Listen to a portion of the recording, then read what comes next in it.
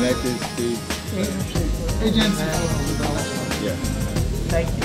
Yeah. No, I've heard of that. I didn't hear of it. Some people call it USAID. Some people call it USAID. I know it as USAID. That's one acronym that really works. Yeah.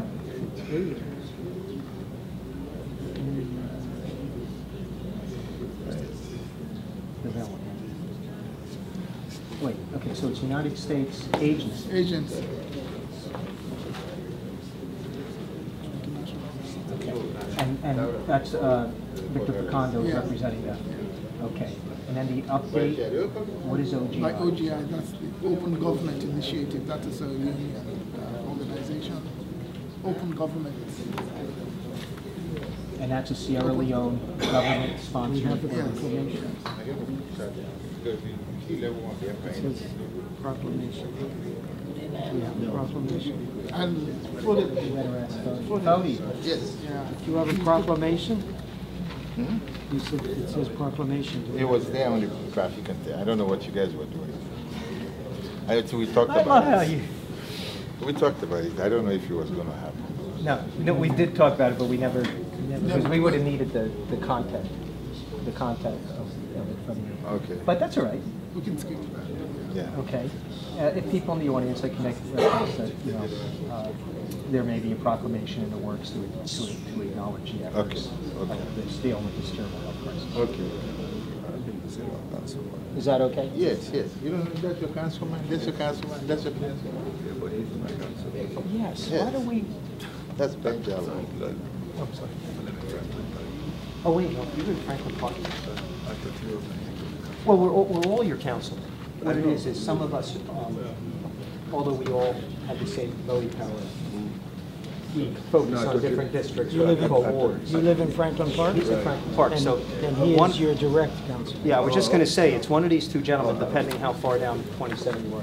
No, I'm down by Benjamin Greeks, by Sudan. Yes. Oh, I mean, we all could help you, but Ted would be the geographical representative.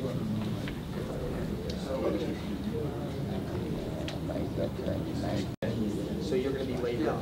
And then the government of Sierra Leone, is that? And then, okay. All right, and if at any time this is a little long, you're welcome to, just tap me, pull me aside, and we'll work. Well, no, but we do want to acknowledge your presence. Okay, what you didn't say about the situation. Thank you. I'm going to say you were severed. Yes, I'm ready if you are. That's what I'll say then, and you can mention which ones you want individually.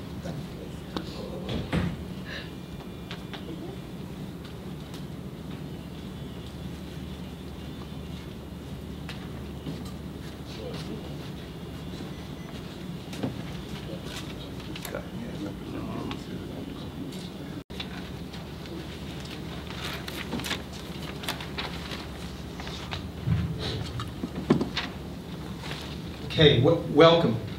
So we're officially going to start. Sorry, we're a little bit behind schedule. And basically, this is a press conference / informational meeting regarding the terrible crisis in Sierra Leone and other African nations concerning the Ebola, the spread of Ebola.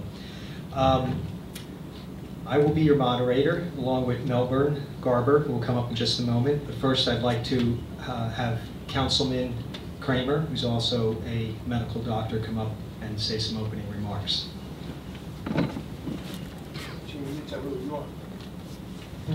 Thank you, Councilman Jim Vassanella.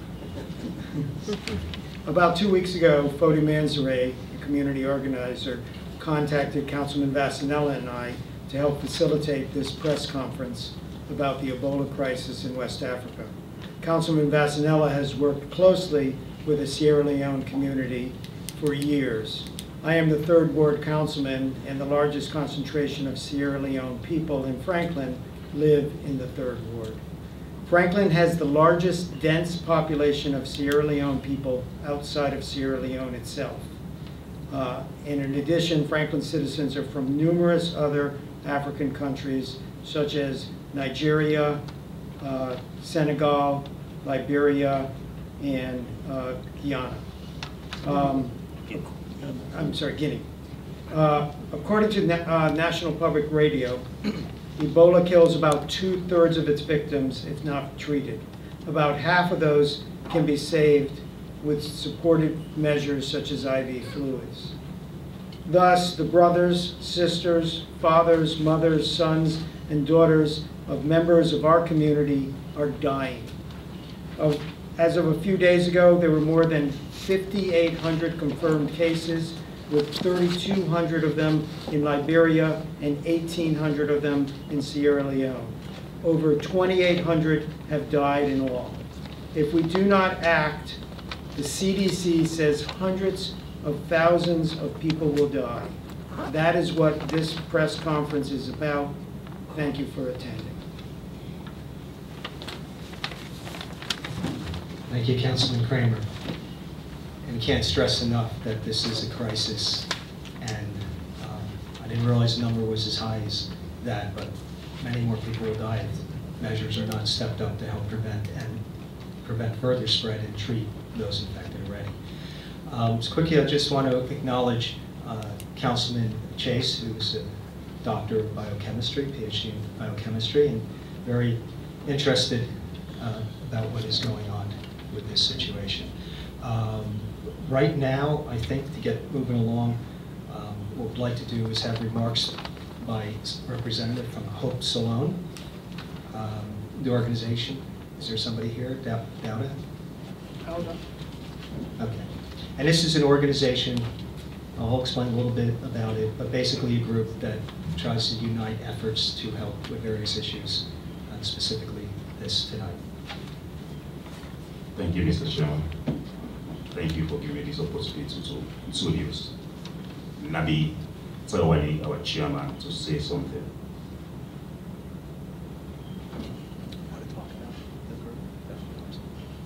Thank you.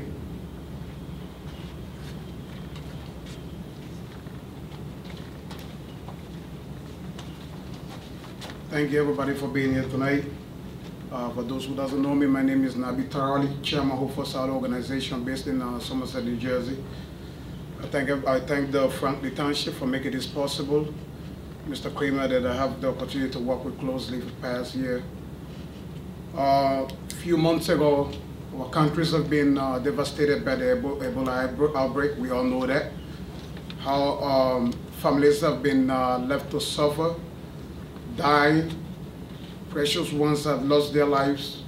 I would like to extend my sincere, my sincere gratitude to the Franklin Township again. This deadly disease, like any other, should be believed treated as an enemy of the world, because it doesn't have no boundaries. It started somewhere outside Sierra Leone, and it is in Sierra Leone presently. Everybody, the whole world should hear our cry. Our people are suffering, are dying. We doesn't have no answer to that right now. Our government is trying their best, but it looks like it is out of their control. As we have very limited healthcare facilities, we have very limited healthcare workers willing to work right now because of the fear that they could get contaminated as well. This deadly disease, as the CDC projected, have a very deadly outcome if not contained right now.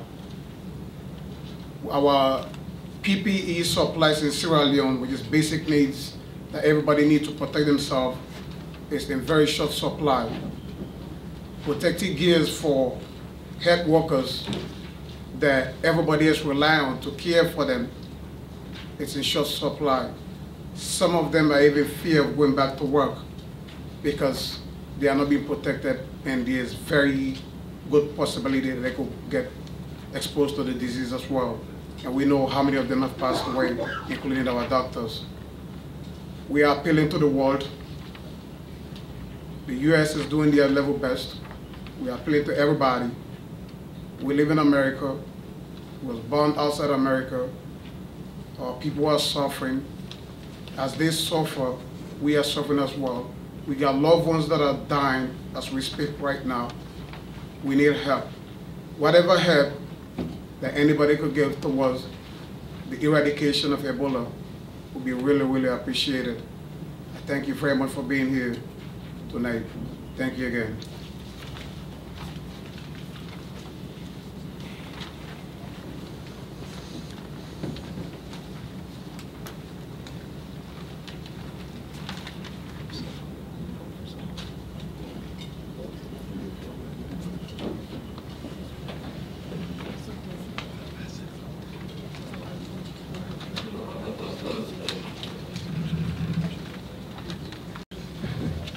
Thank you very much. I'm going to, Melbourne Garber, who's helping moderate this, would like to say a few words.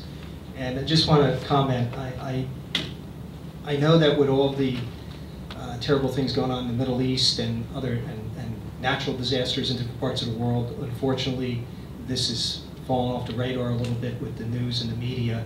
And hopefully this tonight and other efforts will bring it out to the forefront again, because it truly is a situation which is not going to go away unless the efforts are stepped up and more awareness about what's going on happens. With that, I'll turn over to Melvin. Thank you very much, Councilman Rosanella. My name is Melbourne Garber. I'm an engineer by profession. In New Jersey here, I have quite a few hats that I wear. We all know why we're here. We're here to really advertise the fact that we need help to combat this deadly virus. I belong to a group called the Sierra Leone Community of New Jersey here in New Jersey, and it's a group that tries to foster unification among all the different organizations that we have.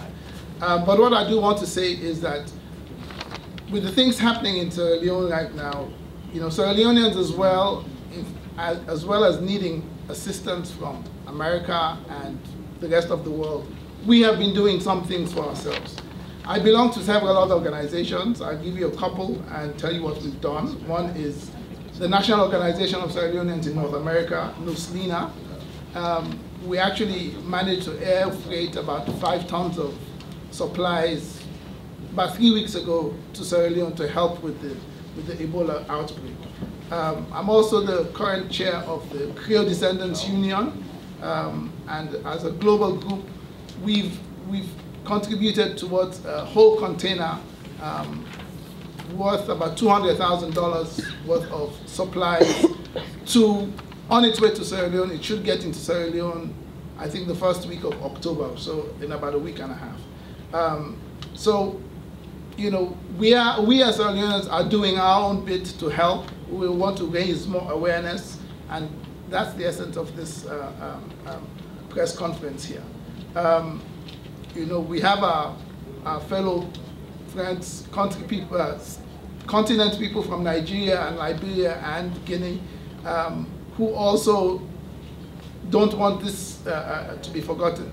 I think in Nigeria it's more stabilized now, and that's really good news for all of us. But you know, the 3 countries, Sierra Leone, Liberia, the Mano River countries, Sierra Leone, Liberia, and Guinea, really do need the assistance. And so we hope, from what we all hear from people, you know, we can get more assistance and more help. With that, I think we should just move on with the next item on the program. Yeah. What we're doing? No, we move it down. He's coming out.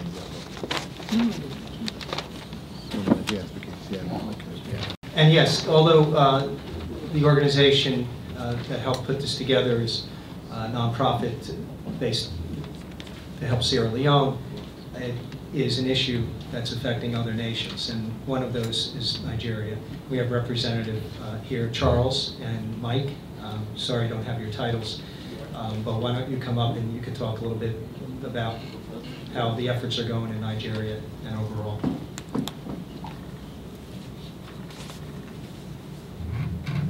Councilman, ladies and gentlemen, I'm very, very happy that this issue came up. and is being treated in Franklin. We recognize the importance of Sierra Leone in Franklin. We recognize the importance of Sierra Leone in Franklin. This Ebola has no boundaries.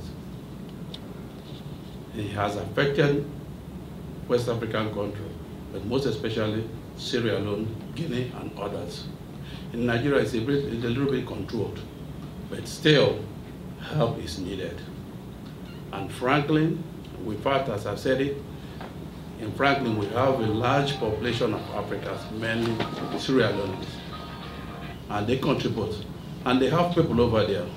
Their friends, relatives, fathers, and mothers are over there.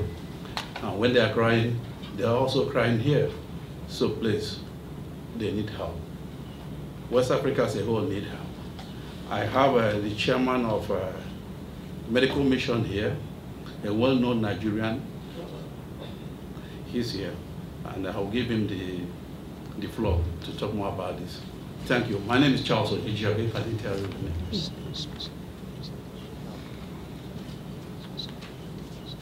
Okay.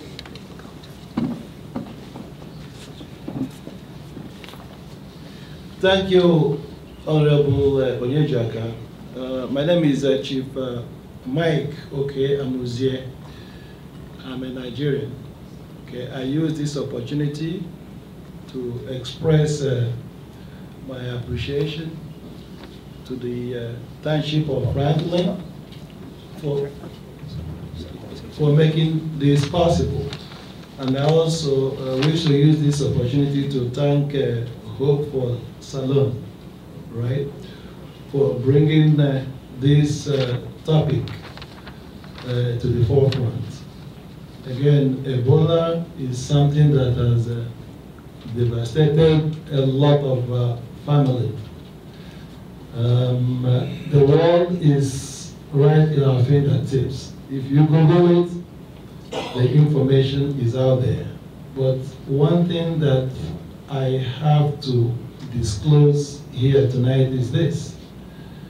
The figures, that is the number of people who have died, the figures are the ones that are recorded. Okay? So it's more severe than what is being presented. I heard the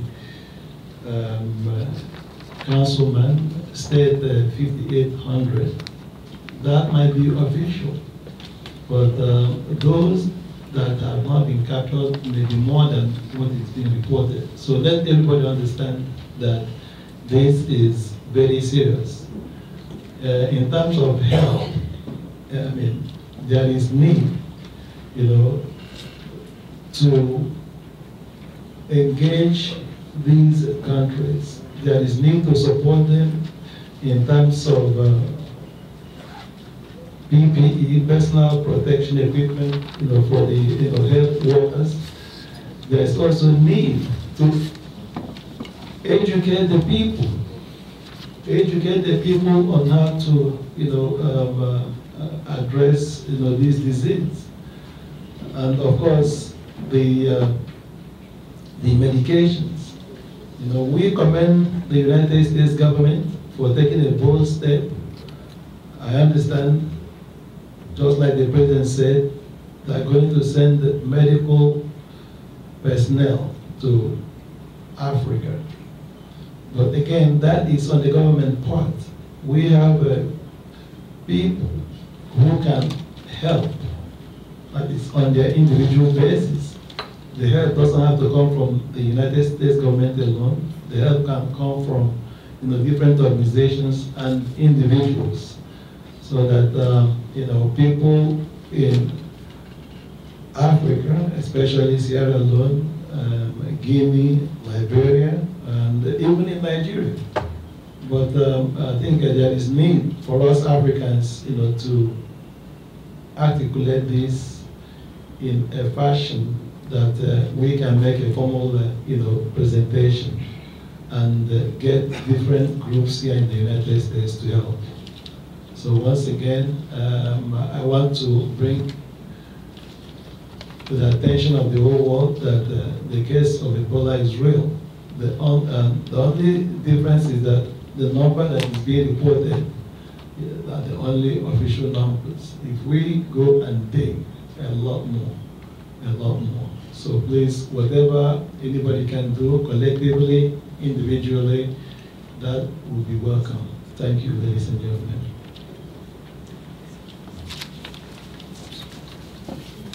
That was a good point, although I'm sure government and other health organizations are trying to be as accurate as possible. I'm sure just by the sheer numbers involved and the fear involved, that there may be several cases of people either with the disease or that have died from it that are not even included in it. Not to take away from anything the government is doing, but that's a good point. Okay, I'm not sure if there's a representative here from Liberia or Senegal that wanted to say any remarks. No. Okay, I told that there's one on their way and we'll make time for them when they get here. Okay, we have some remarks from some community activists local to this area here, and I'm not sure what they want to talk about, but at some point if some information could be given by the community activists concerning where and how people can help that are hearing this and will hear about tonight's press conference, that would be good. We're not here to promote any particular group, nonprofit, government, or anything else, but we do want to get the information out so people could choose whatever path they want in helping provide whatever they may be able to provide. Okay, so next we have Mrs. Inez, a local activist. Sana Smith, she's here also, but come on up. Or I'm sorry if I mispronounced it. That's okay. It's okay? Thank you. You may want to say what organization you're from. Okay. Good evening, ladies and gentlemen. I'm here representing the concerned citizens of Sierra Leone. And as you all know, or some of you might know, we came together around the 1st of August to address this Ebola crisis that has been deeply impacting our home country of Sierra Leone. And when we came together, we decided not just to look at it as something that is hitting Sierra Leone, but something that was hitting the whole African region. And at that time, I believe we made a statement that this virus was not a West African virus. This virus was something that had a potential of becoming a global epidemic, and that if the world did not pay attention to Ebola, there was a very high chance that very, very soon we were going to be dealing with Ebola in the United States and different parts of the world. On September 4th, we had a rally in the city of Newark. At that time, we talked about how the rally was a cry for help, a cry for the world to pay attention to Ebola. I believe that some of our cry has been heard, but we all know there is still a very long way to go. The government has put numbers out there as to how they're helping us in combating this disease, as to how many people they're sending to different parts of West Africa. But I think we all have to sit down and examine everything and see that when these numbers are thrown out there, how much of these numbers are actually impacting the people that need the assistance that is needed. The government tells you we're sending 3,000 people to West Africa. How many of those 3,000 people are actually on the ground in West Africa helping? The government tells you we're sending millions of dollars to this part of Africa. Do we examine how much of those millions are actually going towards eradicating this disease? I remember when that question was asked in Washington. A lot of that money was said to be going to personnel's, their education, or trying to get them over there. When you really examine the numbers, what they're telling you is not really what's going on. We really need to take a deeper look into the numbers. We are trying in our own little way to do whatever little we can. As they say, charity begins at home. If we who are from those areas of Africa are not concerned, how do we expect the rest of the world to be concerned? We are trying not to do it on our own.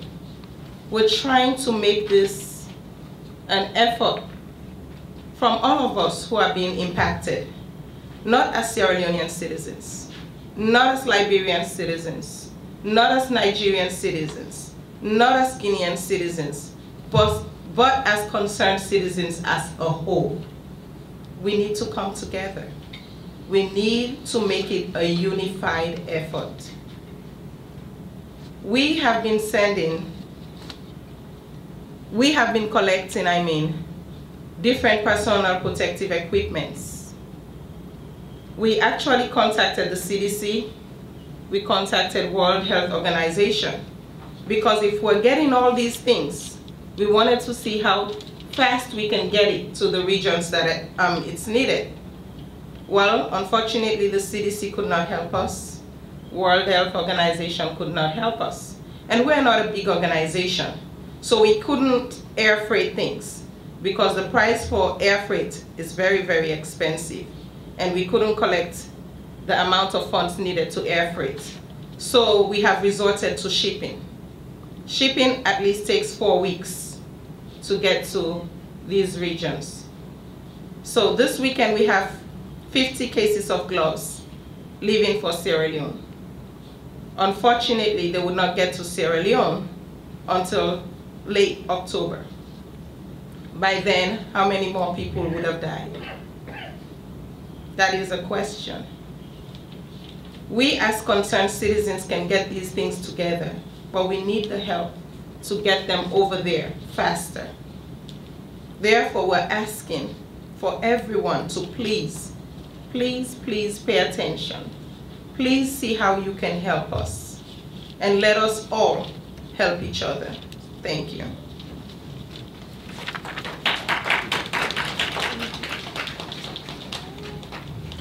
Is Mercy Phillips or Duso here? Okay, some other activists within the community want to say a few words.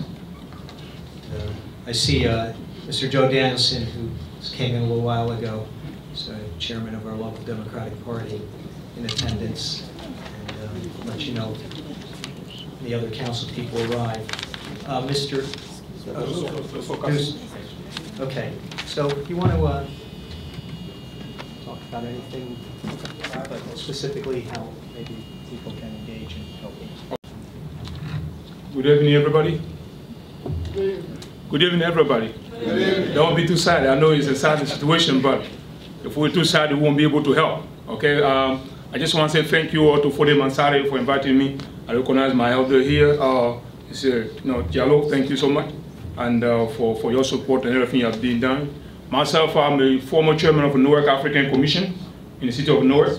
We've been very active for the past 7-8 years, trying to bring the African community together, and at the same time trying to be an advocate of the continent and putting some certain things out there for people to look at Africa in a different way. Not just with 1,000 movies, but look at the different resources. The Ebola, honestly, this is a very terrible situation for the continent as a whole, because and it really came in a bad time, where the United States of America is talking about doing business with Africa, and then here's the Ebola. So it really crippled the entire economy. Countries like Sierra Leone, Guinea, and then Liberia, there's no school at all. So I'm just want everybody to think about not just Ebola now, even though they will eventually find a cure for it, but what happened after the cure is found? So you're talking about livelihood of people that are completely stopped. Myself, I'm a chairman and CEO of a non-profit that I created called Sanji Community Development Corporation. And then that organization pretty much is building schools in Africa and helping people get basic healthcare, medical supply and so forth. But this Ebola situation, I'm taking this very personally. I believe I don't even sleep at night because maybe because I'm a little activist, but at the same time because I look far. Myself, I'm from Cote d'Ivoire, but I look myself as from Africa. I wanted to go home and travel to Liberia in a different region so I can do business and empower students to pretty much travel and come together and self-educate and so forth. But I can't go, which means this is a waste. So what we need to do is to be vigilant. I'm very grateful for the United States of America for what they do. America, as you know, most powerful nation on earth, but helping. But I think it's going to take more than just the United States. It's going to take everybody, individual, NGOs, and so forth. Right now, what I really believe the world needs to do is to find a cure for this disease. I understand healthcare workers and all that, they're good. But trust me, somebody that's hungry, I don't care what kind of quarantine you put him in. He's going to try to survive. I will try to survive. If I'm dying for hunger, I'm going to try to escape. And as we talk about bringing all kind of protective gear, let's talk about how people eat enough. Because I got my phone, I got people telling me everything that goes on in Guinea, Sierra Leone, Liberia. So we need to make sure at least the UN can drop some food at it, drop more in all these areas. If we can drop food different places, it's time to drop food in Africa. And also, all of us as individuals, we really need to be vigilant, especially I'm talking about the diaspora community. People are too relaxed. I was very upset today when I spoke to a few young folks at Essex County College talking about Ebola, and they were kind of like smiling. I said, you smiling, but you pretty much will have no more country to go to. Because this disease is going to finish Africa if we don't be careful. We're talking about beginning of next year, there'll be 1.4 million people infected. Think about it. That's just the numbers people are throwing. What about those who are infected and are being tapped on? So definitely, I'm very grateful to be here. This is a very good initiative. But I think we need to mobilize. Very soon, we'll be going to the United Nations. We'll be trying to require a permit. I think we need to speak up. As much as our people are helping us, we need to help the elected officials who are helping us, which means we have to be the voices out there for people to know that Ebola is real. As our little thing we do, we have an event on the 27th, which is tomorrow. It's going to be at the Crown Plaza Hotel. We have some containers, some items that are collected, but need to be shipped. So we can't count on anybody, we got to count on ourselves. You come to this event, we're going to come to each other's event. Let's try to do something. Africa is waiting for us. The diaspora is quiet and it's not good. Ebola is real, and this is going to finish everybody. Thank you so much. Thank you. Mr. Smith, Sana, I'm going to say some words. And just quickly while she's making her way up here, there was a lot of headlines when there was 2 or 3 people they believed infected in the U.S., and I think some of them were mainly doctors or other representatives who came back from Africa. And there was headlines galore. People were concerned there was 2 or 3. So we're talking thousands of people that are affected over there with the Ebola disease, and it is going to get worse. So anyway, thank you for bringing this to our attention, Ms. Smith. Thank you very much, Councilman. Good evening, everybody. We all know why we are here this evening. Some of us are crying deeply in our hearts, but this is an appeal for help, not only for Sierra Leone, but for the whole part of Africa that is affected with Ebola. When I look on TV every day, I cry. My heart is filled with tears, not my eyes. I don't know what to say, but I'm here this evening. We have active members more than I do. The former speaker that just spoke, Mrs. Conjo, started the whole thing to put everybody together, regardless of grievances or groups or whatever, want us to come together. One of the saddest things when you look at TV is you see children dying beside their mother body bags, body being thrown out. Fear is in the people. The disease is one, but fear is in them. They think that if they come out, they will no longer live. They're afraid to go out there to help because we are lack of certain equipments. My appeal today to you, Councilman, and everybody that are here, we want you to hear our voice. Even though what I heard from the President of the United States, I was pleased. He said, Sierra Leone, Guinea, Liberia, Nigeria, we are standing with you. And I was so happy when he said that at the UN Council meeting. In other words, I saw another thing today that Liberia said HIV drugs is helping to cure Ebola. Everybody's going extra miles. But one thing my brother just said, what about food? The proper attire for somebody to live, even if you're taking, I don't know about anybody, if I want to take my medication, I need to eat. And it says on the label, take with food. So if you're going through I know Ebola is very drastic. Let alone if maybe they're giving you the treatment for you to survive, your body is always weak because you are sick already. And the saddest thing is now they're throwing bodies out in the street. They're scared to pick up the bodies. We don't have enough body bags. We don't have enough ambulances to pick up, you know, when people are dead. We don't, I don't know what to say, food. And when you look at the kids, they turn around, they're hungry. Price inflation because people are scared to go out there to sell their produce for people to eat. We need gloves, which is the most thing. We need isolation attire. We need we're begging, we're down on our knees because this disease, like they said, I don't think it's going to be next year how many million. It's going to be towards the million by the end of December, trust me, if we don't get up and don't wake up. This is sad. This epidemic is growing faster. I remember when my mother told me that, oh, I'm so scared. I remember in those days when they said TB was out. It killed a lot of people before they find cure. But this is faster than all those. It's faster than HIV. It's really killing them. When you look at them, they are dead before they even lay on the floor, and then they don't have a body bag. This is a disease that can transfer to somebody else. If you don't have a proper attire to put them together, somebody else is going to catch it. What about the aid worker that is helping, picking up bodies in the street? That's a shame. But all we got to do, we're crying for help. We want you to think of us from the bottom of your heart, Councilman. We would, like my brother just said, we need to go to the UN. We need a permit. They are helping us, but it's really slow. Help is on the way, but it's slow. And by the time they're going to be faster, everybody will be dead. It will be a ghost town. We don't want that to happen.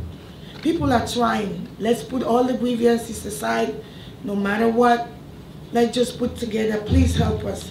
Take a look at the children. I'm here. I'm fortunate to be here. I'm from Sierra Leone. But when I turn around, I have a little bit family left. But I have a sister, brother, friends, everybody that I know that are there. Somebody was sick 2 days ago. I said, why didn't you go to the hospital? He said, there is no hospital. You go out there, they're going to grab you saying you have Ebola. Turning out to see my brother-in-law took him to the hospital in Benguima. He had constipation. He's going to die from that constipation because fear is in him to come out and say something is wrong with me. So please, I'm appealing to everybody. Councilman, I mean, this is Dr. Kramer listing. This is a cry for everybody. When you look at Guinea, people fight because, like you said, they're hungry. They cannot go for treatment because they are hungry. And then they are complaining. Somebody said to me today, you have noodles in America. Why don't you put it in boxes so we could eat them? That's true. But how am I going to get it there?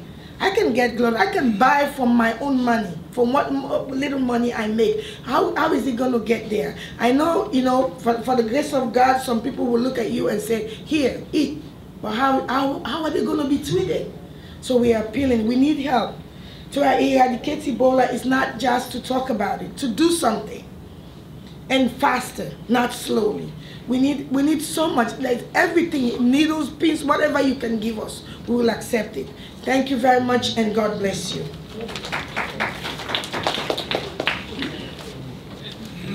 Yes, an interesting point that I did not think of until you mentioned there's people in these countries that may not have Ebola or a serious problem, but just the fear of going to a hospital or a doctor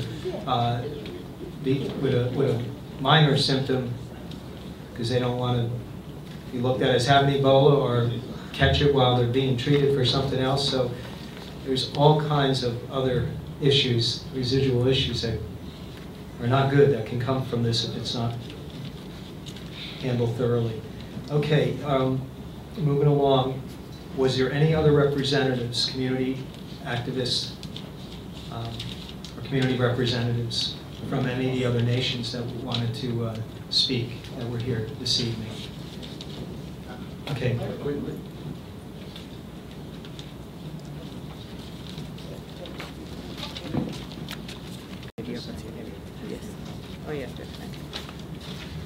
Thank you, Councilman. Ladies and gentlemen, brothers and sisters from West Africa as a whole.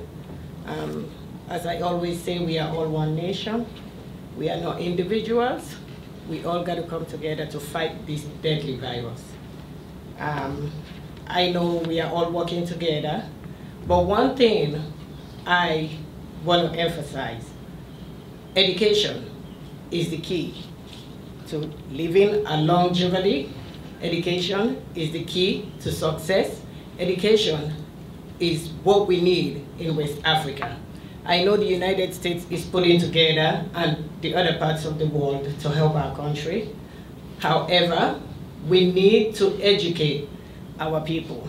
We don't just need to educate the people that go over there to help them. I saw a video that is very motivational to me, and I think our people will benefit from it. It's from a nursing student from Liberia, whose family, 4 of them, she lives with them at home, contracted this virus. And the stigma of going to a hospital in West Africa now is escalated. That even she called, or the father went for further to go to a hospital, was denied access. What the student did was amazing to me. And if we keep passing this out, educating our people, they can even survive at home before getting to the hospitals. I was amazed. She used bags. She used her own protective things that it's unimaginable that she used. And her parents and her cousins all survived. Education is the key. We need to educate these people in Africa. As simple as, hand washing, putting on gloves, this information needs to be passed to them. They don't know it. Why is it that in the United States, England, and all around the world, we are being in service as healthcare workers every now and then, repetitively?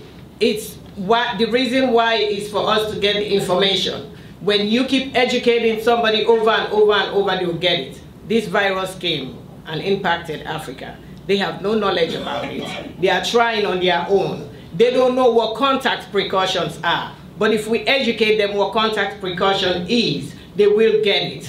It would not spread as it is. Another thing that I think, Africa is full of mosquitoes. We're talking about contact. We forget that the country that we live, mosquitoes can transmit, one virus to another person by biting. We are worried, where is it coming? It might not be contact. The dead bodies in the streets of Freetown, Liberia, Guinea, Nigeria, might be transmitted by mosquitoes. I travel every year, except for this year. And when I go, I had a mosquito tent that I bought from United Nations that is in my home, that I'll put down, so when I come back, because I'm a healthcare worker, I come back safely. If those tents can be given again by United Nations, we are pleading to our people, that would help. Don't forget the #1 transmitter. Now we forgot about malaria that is transmitted by mosquitoes, but these mosquitoes are biting these people, laying down there, the cops that are not picked up on time. They are transmitting it to other people. I don't think it's just transmitted by contact. Let's don't forget that. Another thing I want to say, food. I believe our people are dying more from hunger than the Ebola virus right now. And the numbers that have been calculated are not fair, because most of them are dying from hunger. When I call and I talk to people out there, what I hear is, we haven't eaten. I want to applaud our president of Sierra Leone for the 3 days lockdown, because I hear very positive information coming out of it. but people also died from hunger, from not eating. So when we want to implement these interventions, I think we should provide for the people, because they don't know, you know. They don't even have, they barely have nothing. Even water, it's not available to them sometimes. So we're crying for all these helps, if they can help us. And let them don't forget the children of Africa. School has come to a standstill.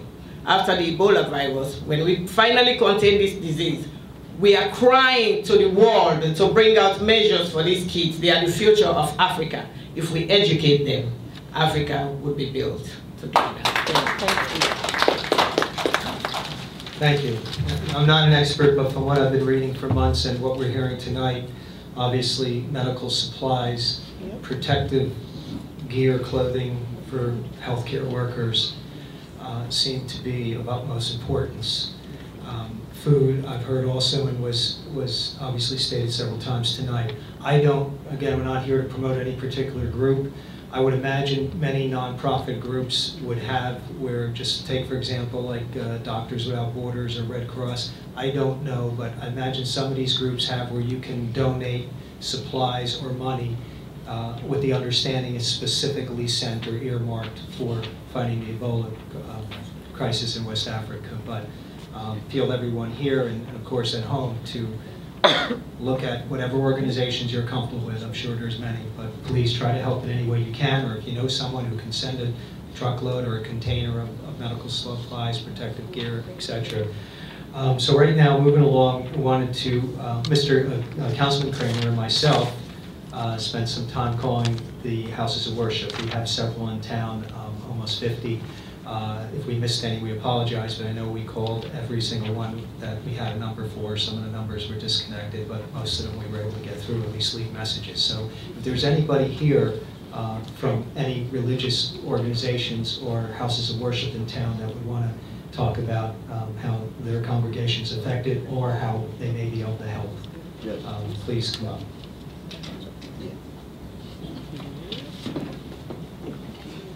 And in a little bit, we'll be having a question and answer session, time permitting. So if you do have any questions, just hold on a bit. Okay, I apologize. We have one more community activist, organizer. I'll let him introduce himself. Thank you. Thank you, Councilman. Good evening. My name is Pavi Jallo from Sierra Leone. Thank you for the opportunity. There's really no greater challenge that our region faces today than Ebola. This is bigger than anything you can imagine. All of the speakers have already shared this information. We need to continue to agitate. We need to think about what we must do as a people to ensure that we can return back to normalcy. Our nations are suffering, our people are suffering. If you think back 300-400 years ago with the bubonic plague in Europe, wiped out over 25 million Europeans. 25 million Europeans. And this is in an age where those individuals back then really did nothing to deserve this. People in Africa did not cause this on ourselves. It's not because of what we've done wrong. It's part of the ecosystem. These things do occur. But as a people, as a nation, as an entity now within the United Nations and civilized people around the world, it's our responsibility to step up now, to bring about the resources that our people need, to bring about solutions that can make the necessary changes to bring about healthcare and peace among our people. Our people are poor. This is absolutely accurate. But again, some of the speakers I shared earlier, listened carefully to my colleague here, Dosa, some of the things they mentioned. Our economies were really progressive. In fact, Sierra Leone was listed as the second fastest growing economy in the world just 6 months ago. And think of the things that have happened since then. Everything is at a standstill. Our economies are not only at a standstill, in some cases retrogressing at this point. It's our responsibility as civilized people to come together, and as Africans in general, to agitate over these issues, to agitate and think of what we must do now, not tomorrow, but now to, again, bring about a solution to these challenges. Again, there's no greater challenge that our people face today than the scourge of Ebola, and this has to end. There's some things that individuals have said that Africans are doing. Some of these things are our culture. They're based on what we are used to doing when someone passes away. They're things that we do. Again, I mentioned the bubonic plague in Europe. People walk around back then with flowers in their noses, thinking that that will eliminate the bubonic plague and save them. People wrote on their doors, "God have mercy," believing again that the plague will go away. It will not go away just by that. Our people are very faithful people. We believe in a higher being. But as a people, as individuals, as society, a civilized society that has the resources to help, we need to step up to the plate and provide those solutions. Another speaker, previous speaker, also mentioned hunger. Yes, at some point, Ebola will end. But then what happens to farming? 70% of our people are farmers. They're not farming today. They should be harvesting their products within 2 months from now. They will not be able to do so. Are you ready to provide us the resources that we need to hopefully, once Ebola ends, to provide food that our people would need? We are working in various organizations across the United States and indeed across the diaspora to bring about solutions, to prepare for some of these things that will happen. Our people are not going to school now. Huge challenges in a number of areas. Infrastructural development is at a standstill. Multinational corporations are not only stopping their participation in our economies, and some are rolling back, and that's a challenge. That's certainly a challenge to not only the countries that are impacted in West Africa specifically, but also to your economies, to the international economy. This is an international issue, and from our standpoint, as important as the issue of ISIS is, this is our ISIS. And the longer we wait, the more challenges we will have. A previous speaker also mentioned earlier about the possibility of this going airborne. The more it mutates over a certain number of years, that possibility exists. Scientists are really not clear, absolutely unclear of how Ebola really works. We're really managing at this point. As we all know, there's no vaccine and there's no cure. Those individuals who have survived are those that are fortunate enough to have reported this early on, and physicians are doing all they can to really help them survive. And by the will of God, a good number of people have, and we hope that continues. But the plea is here. The plea is here for you and all of us to really do what we must do immediately. This is not about tomorrow. This is not an opportunity for us to get together and try to come up with projects, if you will. This is something that must happen immediately. We need to step up as soon as we can. Again, I mentioned that this is not the fault of our people, but think of the looming hunger. Again, 70% of our people are farmers. They are unable to do so now. In our own little ways, we are all providing resources for our individual family members. People are sending money. Western Union is profiting today because we are sending money to our people in Africa.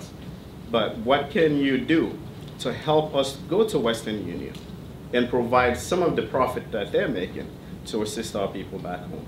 Those are things that we must consider now. Again, not tomorrow, not in a conference room somewhere. These challenges exist. Again, it's a global problem.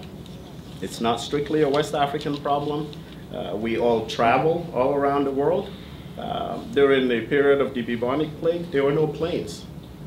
But it was that disease transferred from one region to the other, from the Mediterranean through Asia, and again, killed over 25 million Europeans. We do not want to allow that to happen to West Africa, or Africa as a whole, because it will expand here. It's our problem today. It could be your problem tomorrow. I thank you for your time, And I look forward to hopefully ending this issue immediately. Thank you. Thank you. We have two more important speakers, and then we'll see what else we can squeeze in. But I wanted to make sure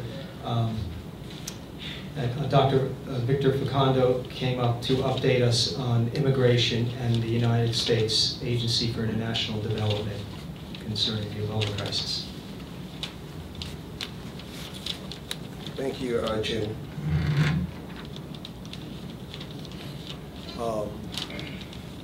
I had the privilege this afternoon, 2 days ago, I spoke to a guy named, actually, I had sent an email to the deputy director of the legislation for African Affairs to give an update on the immigration status. And also I had the time to speak with Mr. Wade Warren, a Deputy Assistant Administrator for the Bureau of Global Health. I met him at the Washington meeting we had 2 or 3 weeks ago. So one thing that really shocked me when I spoke to this gentleman, he told me that at first we had a discussion about Sierra Leone, about Ebola. So little did he know that I was not from Liberia. So he was telling me everything that they have done in Liberia. So I said, wait a minute. I said, you think you guys have not done nothing to Sierra Leone yet? He said, are you from Liberia? I said, no, I'm from Sierra Leone. They said, well, we're working on it. That really shocked me a whole lot because I'm looking at this is a West African region crisis. Now here's a man from the top telling me we're working on it. And not to say that what other folks like Obama and others have said is not true. I mean, I'm sure they're doing what they have to do to make sure this Ebola crisis is out of the hand or it's being curtailed. But for him to say that, it really shocked me a whole lot. So I said, let's go back 2 inches up. I said, what do you mean? I said, can you put on record that Sierra Leone is also included on part of all this logistics? He said, oh, really? I'll make sure that that's been done. And I said, how would I know that? He said, here's my email. I will contact you with all the information that we're going to get periodically. And in fact, he gave me a bunch of email before I came here today, which I gave it to 40 to make copies. I don't know if you have a chance to make, okay, 40 others copies. But I was very, very, very upset for the fact that because of time, if you need this information, please contact me. There's a form called Form I-39 that if you're under deportation, they will make sure you don't go back to your country. And I've worked in immigration for almost 10 years. I know how to fill those forms. So if you need to help, we need help with that, please contact me and we should be able to go through that. Because of time, I'm not going to go in depth. But one thing that was said yesterday, 2 days ago, that really struck me, and I'm going to read it, I was going to paraphrase it, but I'm going to read it. He said, but I want to be clear enough. We are not moving fast enough. We are not doing enough. Right now, everybody has the best of intentions, but people are not putting in the kinds of resources that are necessary to put a stop to this epidemic. It's clear enough. Yeah. This is a clear manifestation. And I know for sure, Jim, you and I were worked together, a long time ago. Franklin Township has a long history of caring for people of Sierra Leone. And I know Dr. Kramer, and I know you're going to join hands in all this effort to make sure this is pushful. We need help right now. We cannot say much about this. If you can join hands with other folks around here, let's push it. Talk to Ron Levine. I spoke to your parents afternoon before I came here. He couldn't come. But he gave me his word that if you guys can contact him, he's ready to help you guys to work as a team. Thank you. Thank you. And of course, laws relevant to immigration or visiting the country or moving around the country, I imagine, are changing constantly. So I would assume the best place to contact would be your consulate or embassy relevant to whatever nation you're looking to travel to. But I know that that's been something that's changed relevant to lockdowns and closing airports. The fact is, although maybe it isn't at the top of the list, imagine you want to get back to America to visit somebody, you have family members, the idea that you don't even know if you can get into the country or if you'll be allowed out once you get in, for no reason other than they're not trying to control this disease. It's a difficult thing, but definitely it's changing day to day. So what you hear yesterday may be different when you go to travel or assist someone getting over there. Okay, I'm going to have committee elders, I'm not sure the actual organization, but Ben Jala, and then after him we're going to have Councilman Kramer, who's a liaison to our health advisory board here in Franklin, come up and fill you in on a couple of things there.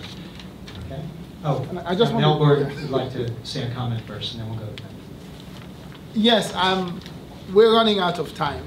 There are a few people who are key to this discussion that need to talk. So we all want to talk, we all want to express our frustration, our concerns, but please let's try and keep it short. And you know, as culturally we go, we know our customs, we get the elders to talk. So I will hand over to Ben Jalo, but I will implore everybody to please, when you come up, we know the stories, let's keep the stories short and let's just get the facts that we need. Thank you, Mr. Jalo. Okay, Mr. Gaba, I got the hint.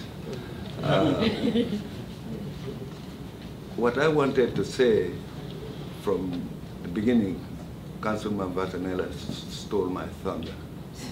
Sorry. People throw all these numbers about how many Sierra Leoneans live in the Somerset area. Well, I lived it. When we first moved here in the very early 70s, there were hardly any Sierra Leonean around. But why New Brunswick was the main focus? Why? This is something that is repeated all over the country. It's because New Brunswick had all the universities here. Most of us that came here were thirsting for education. That's what brought us. But like any other immigrant group, we have prospered under the laws of the United States that gives everybody an opportunity. I hear people say we are 10,000, but in actuality, if you add up all, and I'm talking just about Sierra Leoneans, not counting Ghanaians or Nigerians or whatever there are 16,000 in the Somerset, New Brunswick, Edison area. You know, as much as we would, we appreciate what Councilman Vasanella, Councilman Dr. Kramer and others are doing, but you know what? If we don't stand up and be heard, who will help us? And again, I am digressing because there's nothing I have to say about Ebola that has not been said since I got here. But you know what? We are political animals. If the politicians know we have the numbers, we are not the one that going to go seek them. They will seek us. I just, in closing, there was something that happened years back in Edison. There was an earthquake in India. The mayor of Edison had to make a choice. The funeral of his mother versus going to India to get photo opportunity with, he did go to India. I rest my case. Thank you so much. We have Councilman Kramer come up for a moment. Listen. So apropos to that statement, someone earlier had talked about a team. Part of our team is the Somerset County Health Department. Franklin employs them to be our health department. You may notice that no one is here from there. That's for a couple of reasons. This was all planned within a week and a half. The health educator had a previous engagement, and the director of the Somerset County Health Department left a few days ago for Sierra Leone to help out with the crisis.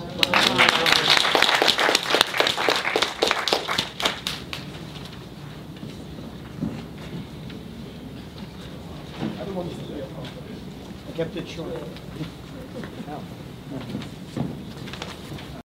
No, where do you want to? I think we're doing the religious. Okay, and yes, we have time for a couple, if there's representatives from religious organizations, congregations, if they want to come up, we have time for a couple of them, and then I think we'll have time for a short question and answer No, session. we'd also do, sorry to jump in, but we do have to get in Mr. Amadou Masali from the Open Government Initiative, because he's coming from Sierra Leone. And Absolutely, apologies, that was the other representative we wanted to make sure have a moment. So if you want to come up now, sir. Yeah, and just to mention, it was mentioned previous, just for, I think once, these countries, Sierra Leone and the other countries we're talking about, we're just starting to have some serious economic growth, real economic growth, and advances in education, and the schools being built, and the infrastructure, etc., which is greatly needed. And this has pretty much stifled it, or at least slowed it down terribly. And that's not the most important part of this, but the idea that a nation and nations that were just emerging, really just coming to be in advances in those areas are now just overwhelmed with this situation, which has really taken the complete focus of everyone. Just wanted to mention that. It's unfortunate, and I think our next speaker is ready. Thank you very much. Good evening, ladies and gentlemen, councils, fellow compatriots from Sierra Leone, Nigeria, Liberia, Guinea, if you're here. Thanks for putting this together, where we can come and talk about Ebola and what it means to our country, or our countries. We already have spoken about everything I need to tell you from Sierra Leone, because it seems like you guys are well informed over here. However, I want to take a different twist to the conversations that have been going on. We had shared some documents earlier. One of them looks like this, and the other has numbers from the USAID. And I want you guys to turn to a particular page, page 5. You don't have this one? Yeah, we do have some numbers here that speaks to the funds that have come from the United States to the region. And as I look down the list of location, I have counted about 11 or 13 items going to Liberia, and about 4 going to Sierra Leone and Guinea, I don't know, maybe 4 or 5 also. And I know we're talking about, equality and fairness and all that good stuff. You would think that perhaps because Sierra Leone was a British colony, you would expect them to go to London and with cap in hand to ask for funds or resources for this Ebola epidemic in our country. Now, that's one observation I have made. Another one, again, from the United States USAID, shows Sierra Leone on page 4. If you don't have the documents, I'm sorry. But on page 4, it says that the United States government has contributed $98 million plus to the region. And to date, the United Kingdom, a meager $6 million, almost $7 million. And if most of these monies are going to the region, particularly to Liberia, it gives me great concern as a Sierra Leonean. And I don't mean to put Liberia on the spot, but I mean to put Sierra Leone, where it's supposed to be, particularly as it relates to America. Because many of you guys may not know this, but of course Liberia and America has strong relationships today. But I'm here to offer a different line of thought with regard to relationships between Sierra Leone and America, which in my biased opinion is even stronger.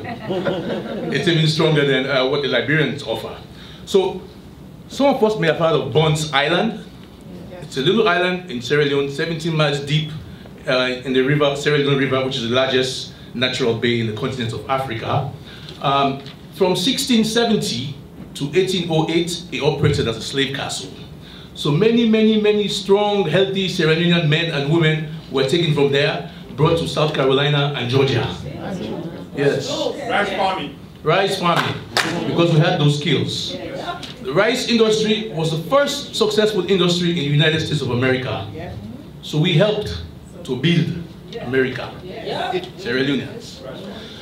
Also, we impacted the history of this great United States when the Americans and the English met in France to sign the Treaty of Paris.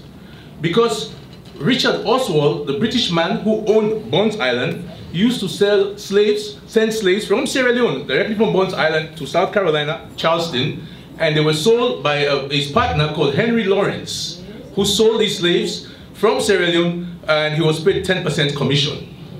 Well, over the years, these two guys got rich, very, very rich from selling Sierra Leonean slaves. Well, there are other countries, of course, but I speak here as a Sierra Leonean. Yeah? So, the point I'm trying to make is that when the British and the French, the British and the Americans met in Paris, Americans were pretty mad. They didn't even want to talk to the British. However, they had this business relationship between Sir Richard Oswald, the Englishman who led the UK Convention of 4 to unite to France, and similarly, Henry Lawrence went along with Benjamin Franklin and I think John Jay, and there was a fourth person. But the point I'm trying to make is that these two guys, because of the relationship, the partnership they have from selling Sierra Leonean slaves, were able to influence America's political outcome. Do you see the picture I'm trying to draw? Yeah. Okay. It doesn't stop there. You may have heard of the Gullers, right? The Gullers are a unique group of African Americans that live along the coast of Georgia, South Carolina, North Carolina, and so forth. They are unique because they have kept their African ancestry more than any other group of African Americans in this country. Yes? And those people have deep Sierra Leonean roots. There are people like that we call Mohammed, Amadou, Bintu, Fatmata in South Carolina. They cook with, they have mataudo and matapensis. Now I'm serious, the brothers are there in South Carolina. You can visit them at any time. And the point I'm trying to make to you again is that there's a third relationship within these scholars. In fact, in 1997, a family from Harris Neck, Georgia went to Sierra Leone. You know why? Because over 250 years, they had been singing the song. They didn't know what the heck the song meant, but they kept singing it over and over and over. But to make the long story short, ethnomusicologist and a friend of mine called Joe Opala and the Tazib Koroma, who lives in Sierra Leone, a linguist, were able to find the origin of the song. It was a Mende song. And it was titled The Language Ukraine. Do you want me to sing it for you? Yes. No, I can't do that. But this song that was taken from Sierra Leone 250 years earlier is still being sung in African American culture. From mother or grandmother to daughter, it's come down the line. Up till today, they sing it in Harris Neck, Georgia. There is also something else called the Black Loyalists. Who's familiar with the Black Loyalists?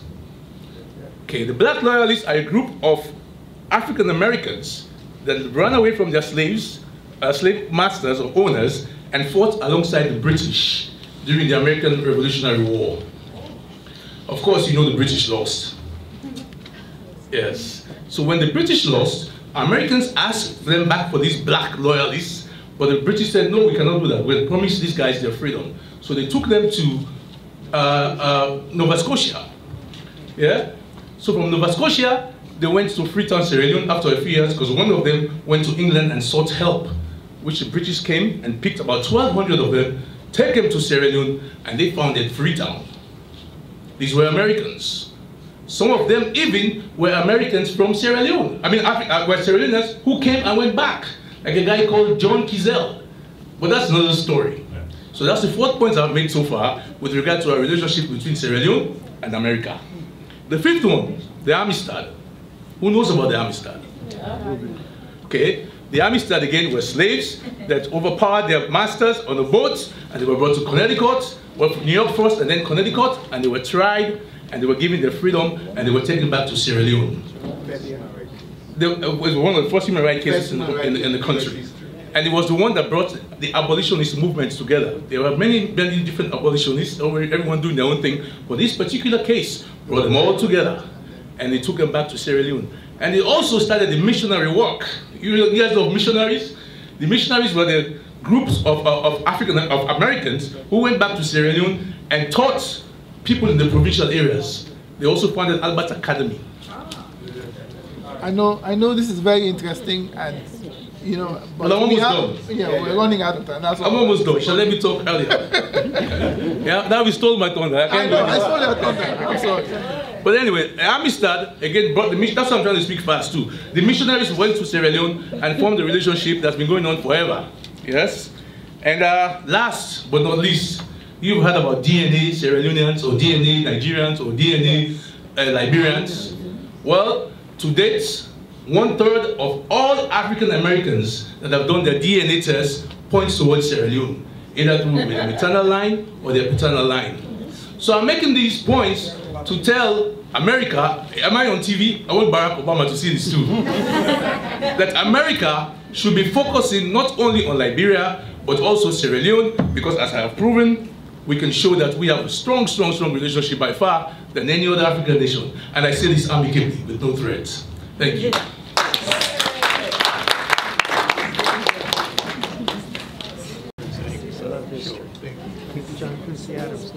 Thank you so much, Mr. Masali. And you know, that's something that's passionate to both of us. But we're going to move on.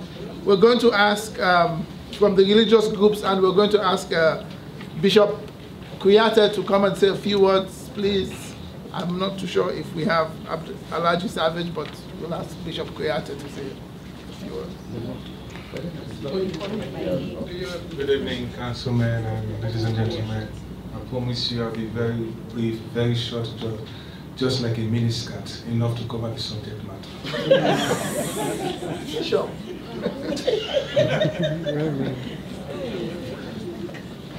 Let me just give you a synopsis.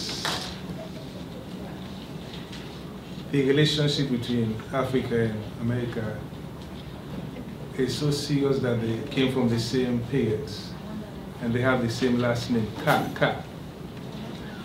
Africa, America. Same surname. So I don't think this is time for the United States of America to abandon Africa because we're of the same parents. My father's last name is Ka, Africa, and America, United States of America, that's the last name. So it's amazing that in the whole continent, all the continents, we share the same last name, the same surname. So we need to really strengthen our relationship. But I want to say one thing, that is, it takes a village to raise a child.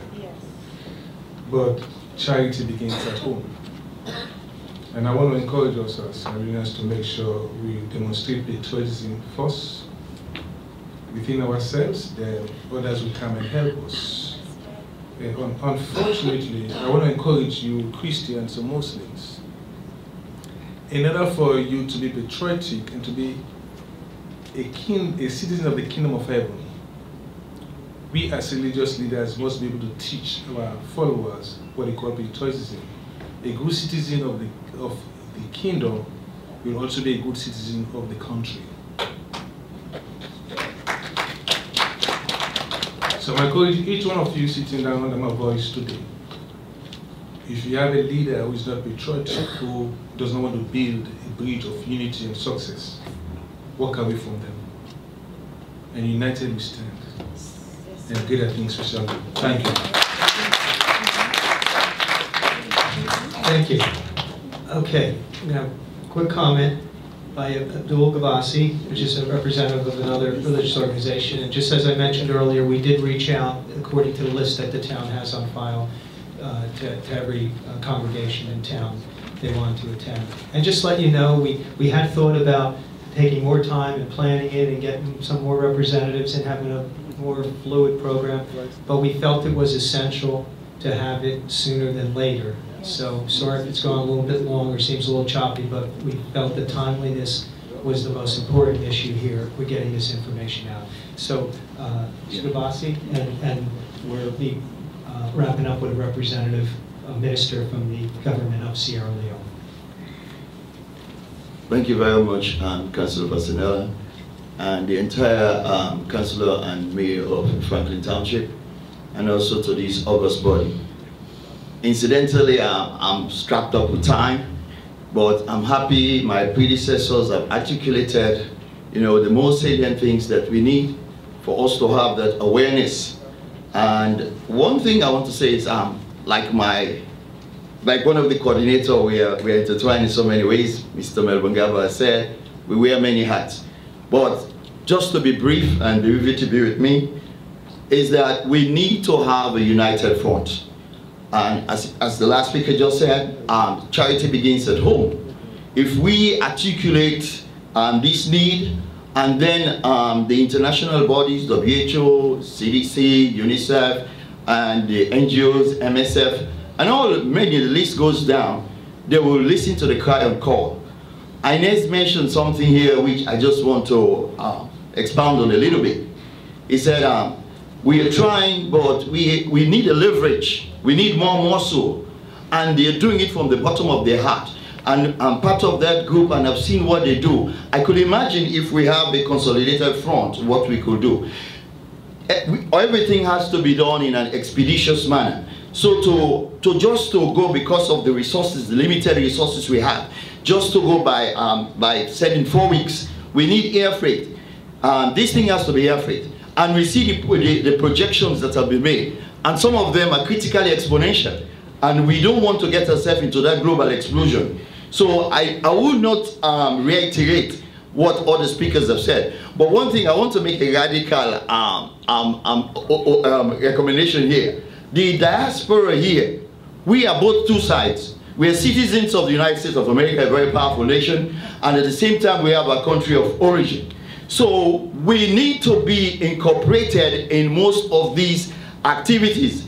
America has made a very wonderful intervention by taking 3,000 troops down there, personnel. But we know the logistics, personnel, and other ancillary costs that involve. But if we are at the inception of formulating these moves, it will be more organized. We know the fragileness of our various of these sub-regions. And because of this fragile health system, that's why we find ourselves so. The director of CDC, Fred, said that yes, they are very confident that America has an apparatus, a health system that can stand the challenge, but we don't want to be overburdened. We don't want to hear that these sponsors are sending this money, and this money is going down to Africa, has to be micromanaged. We're putting too much burden on them. We want from the inception, because we know that like the MCC was made, the Millennium Challenge Corporation, was done so that to involve Africans in the diaspora to be part of that program, so that these things will be monitored accordingly. I know people are very diplomatic in addressing these issues, but we need to be part of these programs. So like Mr. Facundo said, it's a shock to hear that we are not part of that immigration package. I thank you very much, and God bless. Thank you, Mr. Gabisi. So right now we're going to call on Reverend Kapskanu, Minister Plenipotentiary, who represents the government of Sierra Leone in the U.S. Or you want to focus? Yes. Thanks. Personally, I want to introduce Reverend Kanu, because for those of you also don't know him, he's been with us here in the town here. He's been a teacher at Franklin High, long-time resident, and he's now an ambassador of our country. So within us here in the township, he's helped a lot of our kids go through school, and he's playing a very important role for the government of Sierra Leone. The president holding in high esteem, that's why he's here right now, to represent the interests of the Sierra Leonean community here in New Jersey today. Well, I don't want to spend more time boring you guys, but he's also a reverend with his own congregation here with his wife. The wife also is one of the directors of the nursing directors in one of the facilities that we have here also. So he's a well-grounded person here in our community. Without further ado, Reverend Leroy Kapskanu.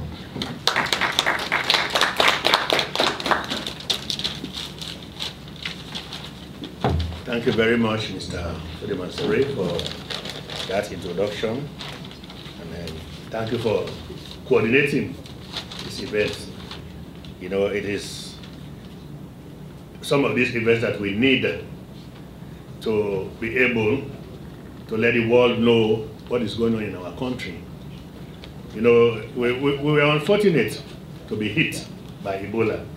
Well, it's not that we're a careless country or a country that doesn't care about nation building. I'm talking on behalf of my country now.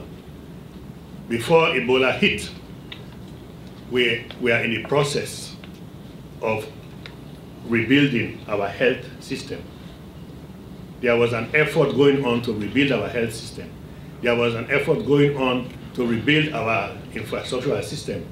Things were being done, and then this Ebola came, and they started to reverse our gains. So we are here to appeal to you, to appeal to the international world, not to abandon us.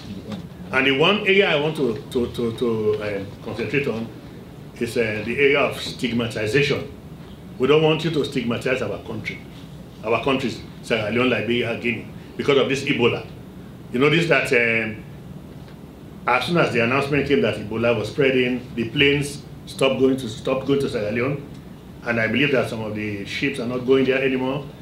You know, please don't stigmatize us. We are very good people. You know, we are progressive. We have contributed to the development of this country. So please, appeal to the airlines to start going back to Sierra Leone. Appeal to the shipping companies to start going back. The Ebola will end and we'll go back to normal. But if you start stigmatizing us, it will affect our tourism, it will affect our economy, it will affect our development and projects. We don't want that to happen. And talking about patriotism, I also want to just throw a little light on that. You know, we Sierra Leoneans too should be careful about the things we put out on the internet. If people are going to, if people are going to help us, when you have a funeral, the help you receive during the funeral is commensurate to the measure of grief that you demonstrate. But if you stigmatize yourself, if you put your own country down, if you create distrust for your leaders, you know, then how do you expect help to come into your country? You make people feel that, oh, if we send money there, they will eat the money. When President Nkrumah was receiving money for development projects, he didn't eat the money. He made projects, he made developments. When you go to Freetown, to Sierra Leone, you see the roads, you see the healthcare, the hospitals that he had built. You know, if he didn't eat money at that time, why would he eat money for Ebola? You see, but people write all kinds of things on the internet that are not right. You see, so if we have to get help, we the Sierra Leoneans must start it. So please, I appeal to all our people in Sierra Leone here to be careful what they write, because they are harming our country. We have a good government in power. You see, and then lastly, I'm going to be very brief. These are, according to what our president said 2 days ago, these are some of the things we need. You know, people have been calling for help, but they were not specific. Briefly, we need treatment centers, we need labs, we need equipment, we need more clinics. So please, we need help with these things. We need more nurses, we need more healthcare workers, we need healthcare workers in treatment and holding centers. We need more training for our doctors and nurses and healthcare workers. We need, okay, I've said that, the ban on flights to end to Sierra Leone. We need logistical support.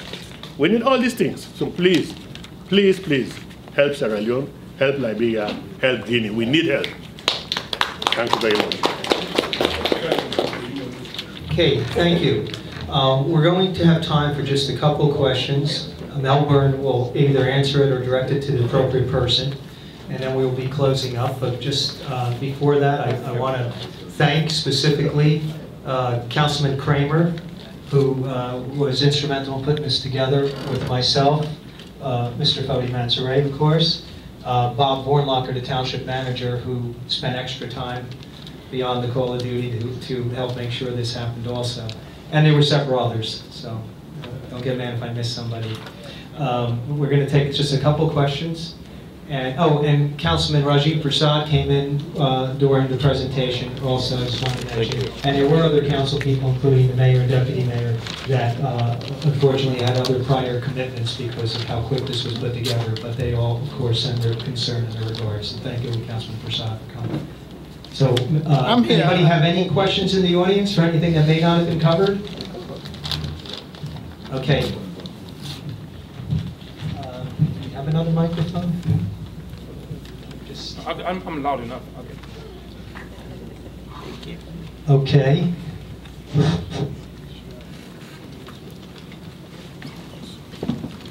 Sorry. Thank you very much. Go ahead.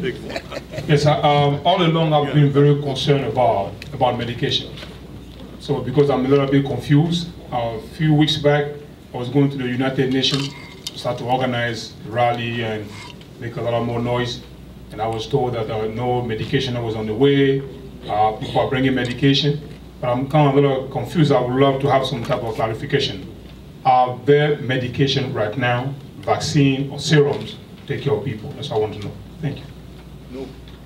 I'm not too sure if I can answer that, but when you say vaccines or serums, because there isn't really a vaccine for Ebola right now. Are you talking about non-Ebola vaccines and serums? I'm talking about the medication that were given to 2 doctors that were cured. The Zima. So I don't care the Zimo, I'm just want something. Yes. If anything happens for people, that's what I'm telling you. I don't want sugar. No, understood. Yes. Yes or no, so we're going to start to be in the fighting mood, that's what I'm saying. Yeah. Well, I think we probably need to be in the fighting mood. But what I do know is that GlaxoSmithKline in the UK have started testing being done for a new vaccine for Ebola.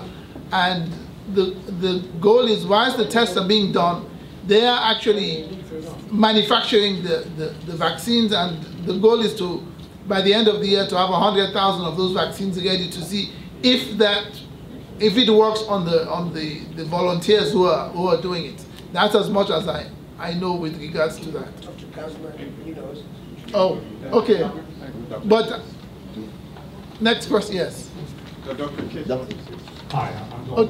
Franklin Report. Could you just hang on? Oh, sure. Yeah, can you talk about the vaccine? About the vaccine? Yeah. Oh.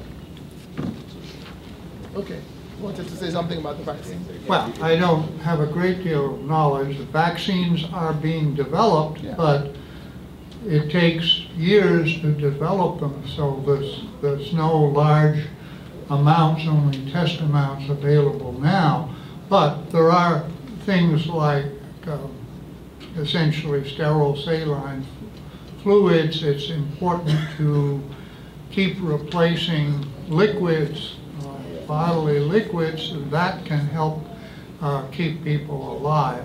So I think that's what's being sent in the way of medications. Perhaps she knows more. Sorry, there's a question. Sorry, there's a question from over there. Thank you. Yes, sir. Yeah, sure. If people want to help, what do they do? If people want to help, there are organizations here. As we had a few of these, the community activists who spoke. So like Inez Conjure, she can give you. You can talk to her. She definitely will tell you how you can help. Okay, I'll take 2 questions, and then that's it, because we do need to go. It's 9 o'clock. Oh, the doctor. Yeah. Dr. Chase. I have a question for you, Dr. Chase. What? Do you want to talk to him afterwards, so we can finish off, please? Because the question relates to what he was just saying about fluids and stuff like that. I want to ask. Okay. Yeah. I'm not going to. I just want to ask you, sir, because what I saw on TV today about the HIV medication helping to kill the Ebola. Is that true, or is that the right thing they're doing? Because Dr. Logan, as he called himself on TV, said, I'm not going to wait for the U.S. or any first world country to tell me what to do. I experiment myself, because the vaccine itself is going to take very long. Just like, you know, you said, it's not like it's going to be there next month. So I'm just curious to know if that's going to be a little effective, or I don't know, or not quite sure.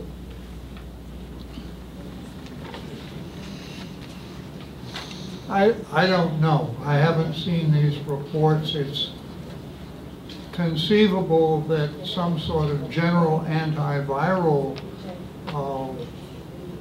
medications that have been developed to fight HIV can also do some good against Ebola, but I don't know. Okay, Dr. Facundo, because we do need to know. Yes, we got to close shortly, and I just wanted to say, because the gentleman asked a question about how people could help, was our Mr. Bauman, who is a reporter and founder of Franklin Reporter and Advocate. Am I pronouncing it? And that's our local media outlet here for Franklin, and gets beyond Franklin. But if anybody in the audience here has an organization, especially a nonprofit, that is facilitating help and aid to this situation there, he would suggested that he would be happy to list it and let people know. And I know that his media outlet is constantly growing here in Franklin and beyond our borders. So please let him know. He's a gentleman in the back of the room there. So he'll help get the word out. And there may be another representative from another media outlet also. Okay. And you can let both of them know, and they'll help disseminate that information. Jim, this question is for you, the council folks. I'd like to know, today we have held this audience, and I do commend you guys for organizing this venture. I'd like to know, what are you guys planning to do right now? I know you guys have things on the pipeline to do for this country, Sierra Leone, but just as the initiative, what are you guys planning to do? Well, honestly, we did not think a lot beyond specifically here. There was so much involved in just getting this put together here. And we're open to ideas. I mean, we're a local council. We don't have a lot of control in Trenton or Washington, but we're open to ideas. If there's things we could do, maybe our health department or any department in town that could help in the educational process, send us ideas. I'm going to let Councilman Kramer, who may have a couple ideas of his own, speak to that also.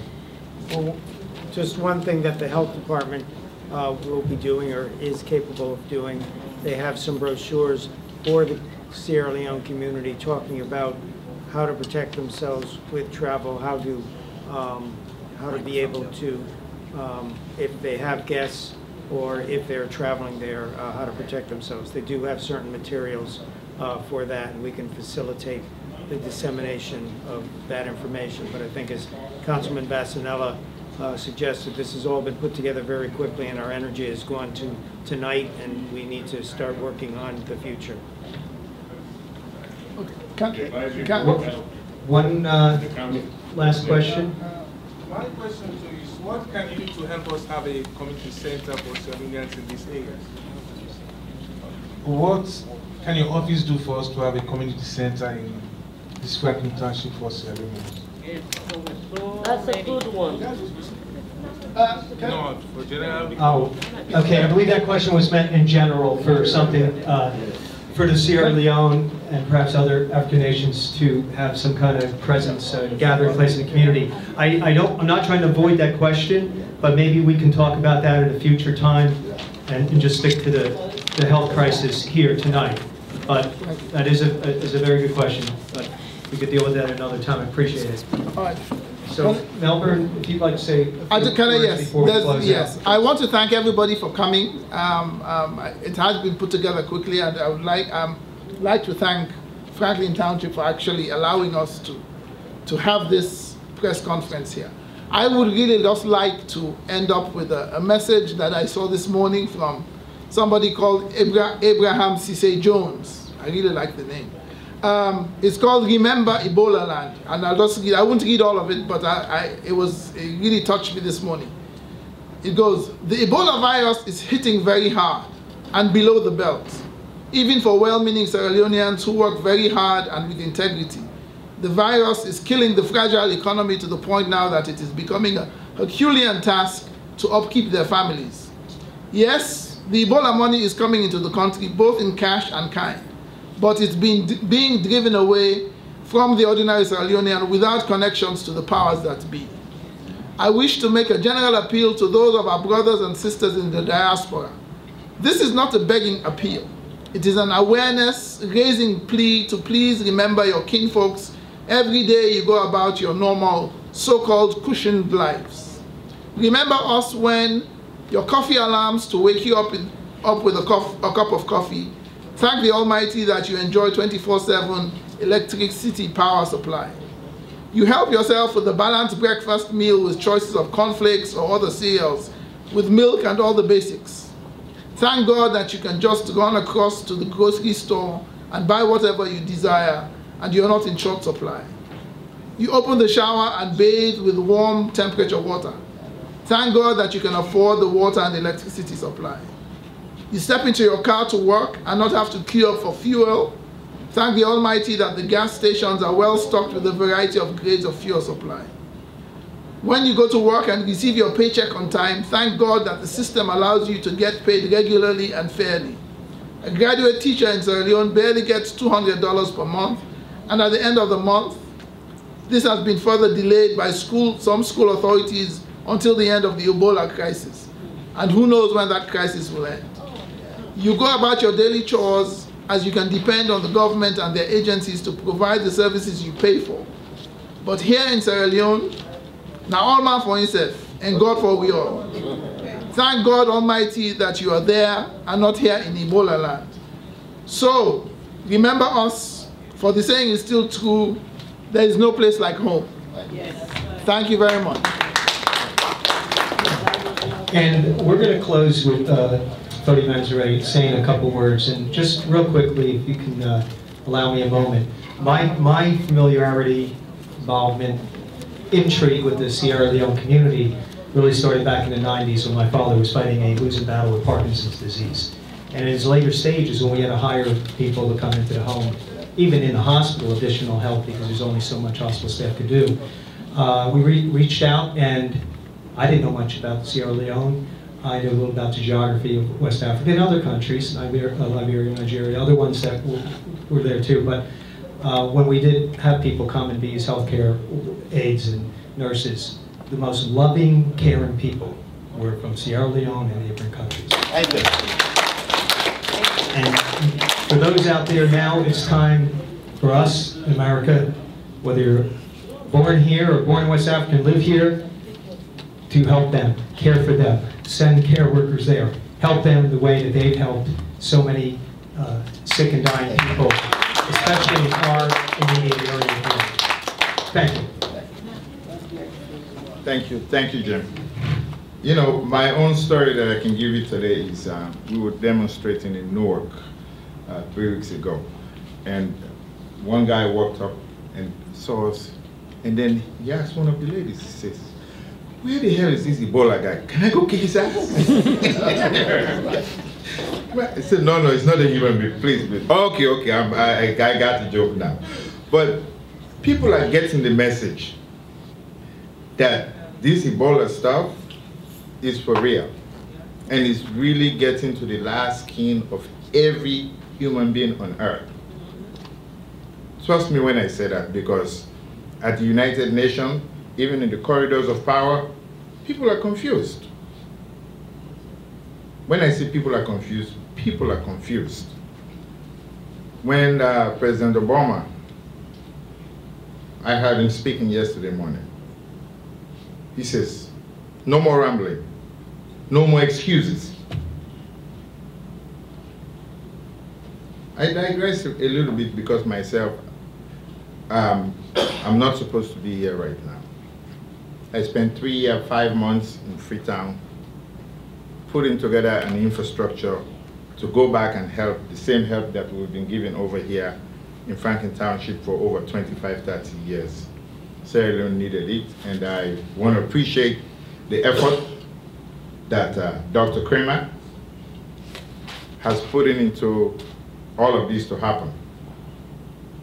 Jim is a personal friend of the Sierra Leonean community. And where's Joe Daniel?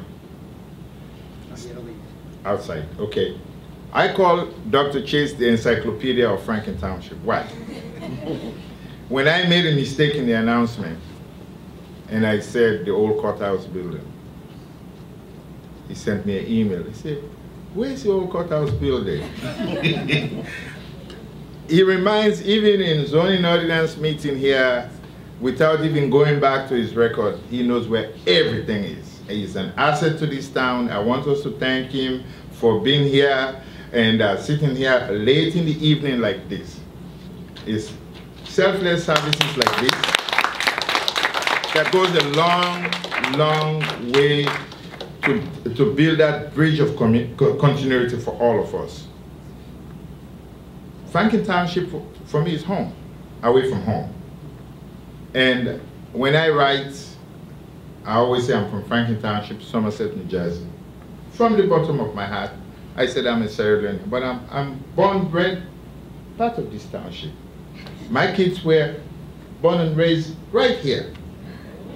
So we have a generation of family. When we say we are 16,000, Mr. Benjalo brought that issue up. Like my family here, my sister is over there, she also owns a business here in town. Just by my family alone, we have about 35 here. And every other family here, Mr. Benjalo and the other family, the extended, I mean my kids, if I'm going to go and vote, I'm not talking politics, but I'm talking politics. If I'm going to vote, I ask everyone, how are you going to vote? For example, everybody knows how that goes, right? So we've been very, very thankful to Franklin Township. I want to say thank you to the people, the Sierra Leonean community here. You guys have been phenomenal. Doso Kasimo, thank you to you. Mr. Amadou Masili drove all the way from Washington, D.C., canceled his flight to go and see his 2 kids in college, just to make it here today. We want to say thank you. We want to say thank you to the elders that we have here, all the Auntie Tina, thank you too for coming here and support us. Mr. Kalawa is an elder, not the least, the ladies.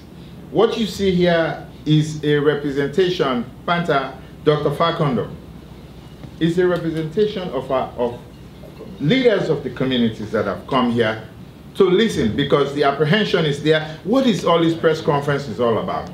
So people were hedging.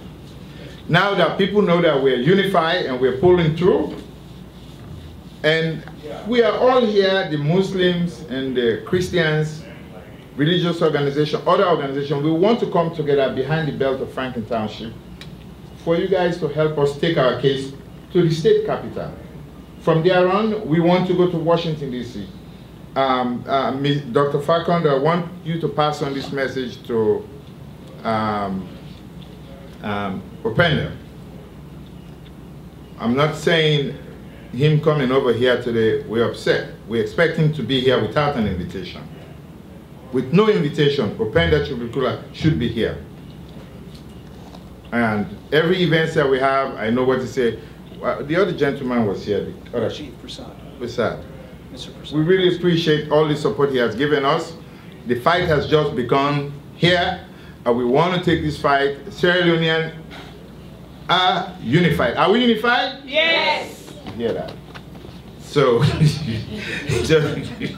so we are unified and we want to move forward. And I also want to extend my thanks and appreciation to one more people who are here. Mr. Gordon Franklin, Colin, and the young lady over there. What's your name again? Daisy. Daisy is from Nigeria. Colin is from Jamaica. but he's also a U.S. military specialist. And Gordon here works at the SCAP for years, but he's also somebody, they have a business that is doing business in Sierra Leone right now. And they cannot wait to go to Sierra Leone. They are one exemplary people that are committed to making sure that this Ebola ends right now. So we want to say thank you. Last but not the least, all those who have not mentioned is because of time, but the Hope for Salon, the young people that we have over in our community at the Hampstead. Thank you very much. Thank you very much. Thank you to Ines, and thanks, God. Thanks, oh, one more thing, Doc. We, Mr. Luke, Stan, drove all the way from Long Island to come and cover this event. Mr. Amzat and Mr. Amadi Diallo drove all the way from New York too. So we want to thank you guys. And there are a few other media houses that called me. Between those media houses that called, I'm going to divide them and ask those who are interested to be interviewed. Like Amsterdam News, for example, asked me to give them 2 people who have actually have victims back home to be interviewed. So we have about 5 other media houses, including New York Times, who responded to this advert that we sent out. So there is plenty of work to be done. We're not going to rest. So thank you to everybody. Thank you very much. Thank you. The biggest thanks, though, goes to Mr. Foti. If I showed you my cell phone, all the calls, all the text messages, he worked very, very hard for this. He's the one who started this. He's the one who should get the applause.